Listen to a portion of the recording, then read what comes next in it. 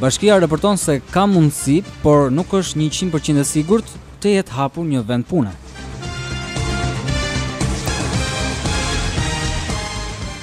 Duke I paralajmëruar qindra mijëra qytetarë të papunë të Tiranës se mund të mos jetë e vërtet, zyrtarët të bashkisë njoftuan sot në një konferencë të jashtëzakonshme për shtyp se ka mundësi të jetë hapur një vend pune tek një dyqan sytjenash në rrugën Siri Kodra. Duam të bëjmë të qartë se nuk ka akoma një konfirmim përfundimtar mbi këtë zhvillim, por jemi krenar të njoftojmë se mund të jetë hapur një vend pune tek dyqani I sytjenave, tha për media të shumta drejtori I drejtorisë së punës së Bashkisë së Tiranës, Baçi Tënja. Vendi I punës në dyqanin në Sutjenave është vetëm me kohë të pjesshme, ka rrogë sa për të ushqyer një qenë dhe pronari nuk paguan për siguracion shëndetësor. Por ky është një augur I mirë për të ardhmen e qytetarëve të Tiranës. Tani mbeten edhe 29.999 vende të reja pune për të hapur, shtoi drejtori Tënja, I cili edhe vet ka gruan pa punë. Sa gjuna 3, 2, 1, 0. Që nuk është shifër.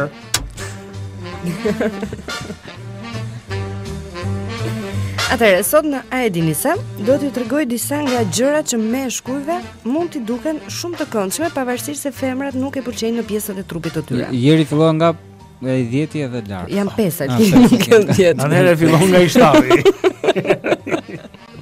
Atëherë, po filloj me të parën. Okay. Kur hunda është me pak gung. Jo, bre, jo, fillon me të pestën. Mbrapsht pra kështu. Mbrapsht. Okej. Mirë, po I quaj të pestën. Nuk ka rëndësi se janë pestë. Okej. Që nuk është se ngjasojnë me njëra tjetrën. Mos e ça kokën. Nuk është renditje. Qend le të lejnë. Nuk është renditje. Pra, hund me pak gung. Edhe qen më bare.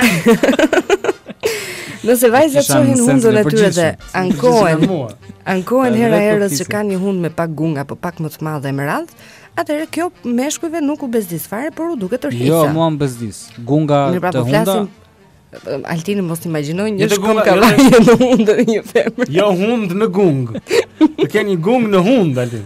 Se po patë një gung dhe nga gunga delte një hund, atëherë është e bezdisshme. E thënë, e dyta është kur kanë pak bark, pra nuk janë një trup si modelet që janë të thara komplet. Ska si problem.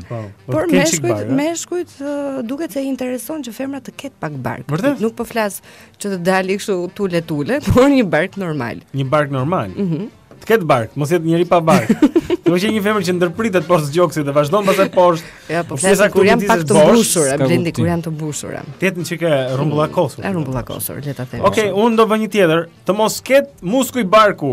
Muskuj barku. Mundësisht. Goca që bëni palestër. As krau. Bark të tonifikuar, okay. Po muskuj barku.